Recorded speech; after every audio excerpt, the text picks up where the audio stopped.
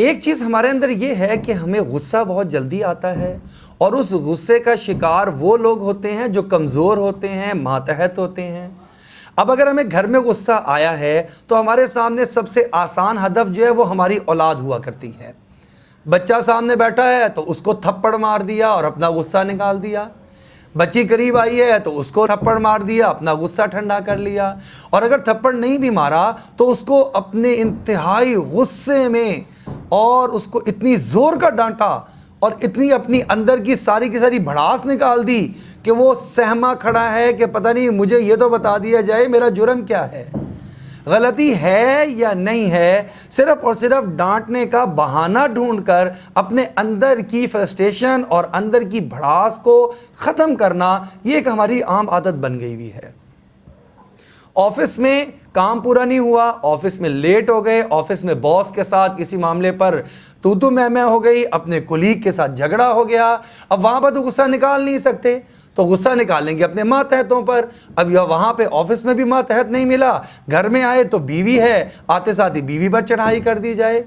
اور بچوں پر چڑھائی کر دی جائے کہ ادھر والد انٹر ہوں اور بیوی اور بچے سہم جائیں، بچے تو اس کمرے میں بیٹھنے کے لیے تیار نہ ہوں جہاں پر والد محترم بیٹھے ہوئے ہیں، اور ہم سمجھے کہ یہ ہماری جو ہے بڑی تربیت کا اثر ہے اور بڑے باادب بچے ہیں، تو یقین کیجئے کہ یہ آپ کی مکمل طور پر بے حسی کی علامت ہے اور ان بچوں کو صحیح تربیت نہ دینے کی علامت ہے۔ جس والد کے پاس بچے گھر میں آتے ساتھ ہی قریب آ جائیں، اس کو اپنے مسائل بتائیں، باپ کی بات کو سننے کی خواہش ظاہر کریں، یہ ہے اچھی تربیت۔ اور اگر بچے باپ کے داخل ہوتے ساتھ ہی ارد گرد چلے جائیں اور چھپ جائیں اور جب تک والد جس کمرے میں موجود ہو وہاں پر آنا پسند نہ کریں، یہ ہماری تربیت میں کمی کا اثر ہے، اور اس کی بڑی وجہ ہماری مار ہے۔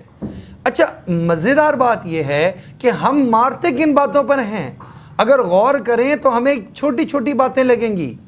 اگر تو مار ہو کسی بڑے عظیم مقصد کے لیے تو پھر تو دیکھا جا سکتا ہے کہ شاید اس کی گنجائش نکل آئے۔ مثال کے طور پر ہماری مار پیٹ کن باتوں پر ہوتی ہے؟ ایک بچے سے گلاس ٹوٹ گیا تو ہم نے اس کو تھپڑ مار دیا،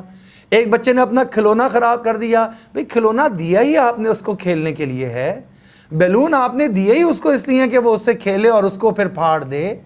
آپ نے اس کو جو چیز استعمال کے لیے دی ہے وہ چھوٹا بچہ ہے یا بچی ہے، وہ استعمال میں اس کو خراب ہی کرے گا۔ اب آپ نے دیکھا کھلونا میں نے لے کر دیا تھا اس کو 1000 روپے کا اور اس نے 2 ہی دن میں خراب کر دیا، اب آپ اس کو گالیاں بھی نکال رہے ہیں اور ساتھ تھپڑ بھی مار رہے ہیں کہ تمہیں تو کوئی چیز لے کر دینے کا فائدہ ہی نہیں ہے، تم نے یہی کرنا تھا، ہمیں تو ایسے کھلونے ملے ہی نہیں، ہمیں تو ایسے میسر نہیں آئے، تمہیں ہمارے لاڈ پیار نے خراب کر دیا، ٹھیک ہے بیٹا خوب توڑو اور کوئی باقی پڑے ہوں ان کو بھی توڑو۔ یہ ساری باتیں آپ اس بچے کی تربیت کے لیے نہیں کہہ رہے، یہ صرف اور صرف آپ اپنا غصہ نکالنے کے لیے، اور آپ کے مزاج کے خلاف کوئی بات ہوئی ہے تو آپ اپنے ذاتی انتقام یا ذاتی غصے کی وجہ سے یہ سب باتیں کر رہے ہیں۔ تو اگر آپ ایسا کریں گے تو بچے کی شخصیت بھی ایسی ہی بنے گی۔ ہاں، اگر آپ کو مار کی یا ڈانٹ کی جو ہے نوبت اس لیے آتی ہے کہ وہ بچہ نماز نہیں پڑھ رہا،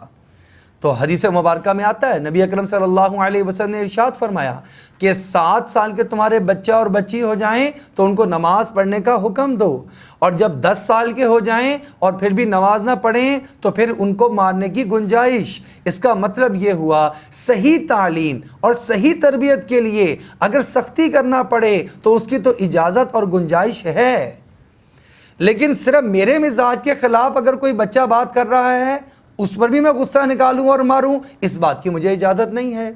ایک بچے نے جھوٹ بولا، آپ نے اس کو بار بار سمجھایا کہ بیٹا جھوٹ نہیں بولنا، آپ سچ بولا کریں، آپ کو کچھ نہیں کہا جائے گا، لیکن 1 بار 2 بار 3 بار وہ بچہ ہے، وہ پھر بھی جھوٹ بول دیتا ہے۔ اب آپ اس کی اس عادت کو دور کرنا چاہتے ہیں تو ہلکی پھلکی اس کی پٹائی یا اس کو ڈانٹنا اگر یہ کریں گے تو امید ہے کہ وہ اس ڈر کی وجہ سے اس جھوٹ کی بری عادت کو چھوڑ دے۔ چلے یہاں تک تو اجازت اور یہاں تک تو گنجائش ملے گی کہ یہ ابھی پختہ ہونے کا وقت ہے، لہذا اس وقت میں اس کی عادات اچھی پختہ ہو جائیں، فرائض کے اوپر یہ بچہ آ جائے، فرائض کے اوپر یہ بچی آ جائے۔ اگر یہ روزے کے اندر کوتاہی کرے فرض میں، اگر یہ اس طرح کی کسی دین کی چیز میں اس میں کوتاہی ہے تو اس میں تو ڈانٹ ڈپٹ، وہ بھی احسن انداز سے سمجھانے کے بعد کسی درجے میں جا کر نوبت اگر آ جائے تو اس کی تو گنجائش نکل سکتی ہے، لیکن یہ آپ کی ذاتی غرض سے نہیں ہوگا، یہ اس بچے کی عین مصلحت اور عین تربیت کی وجہ سے ہوگا، تو وہ بچہ بھی محسوس کرے گا کہ میرے والد اور والدہ میری بھلائی کے لیے یہ کہہ رہے ہیں۔